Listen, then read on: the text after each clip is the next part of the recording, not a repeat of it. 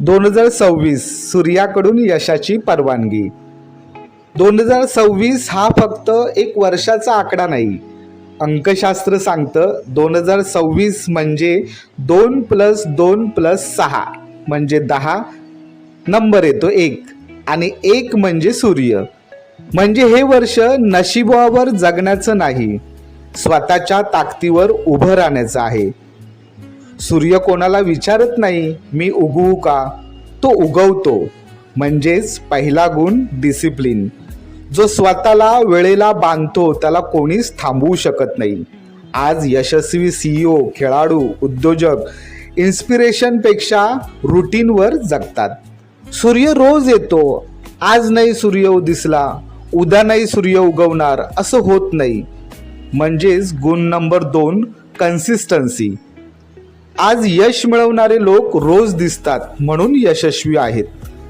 Social मीडियावर, बिझनेसमध्ये, करिअरमध्ये जिंकणारे लोक टॅलेंटमुळे नाही तर रोज दिसत असल्यामुळे जिंकतात. सूर्य न्याय करतो, सगळ्यांवर सारखाच प्रकाश देतो. म्हणजे तिसरा गुण फेअरनेस. आज लोक पैसा पाहत नाहीत, ते विश्वास पाहतात आणि विश्वास निर्माण होतो सर्वांना एकसारखाच न्याय दिल्याने.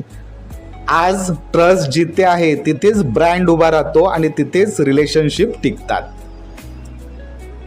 सूर्य स्वतः जळतो आणि दुसऱ्यांना ऊब देतो. म्हणजे चौथा गुण एनर्जी अँड पॅशन. यशस्वी लोक म्हणत नाहीत वेळ नाही, ते म्हणतात मी करणारच. ते कामासाठी ऊर्जा निर्माण करतात. सूर्य स्वतंत्र आहे. म्हणजेच पाचवा गुण इंडिपेंडेन्स.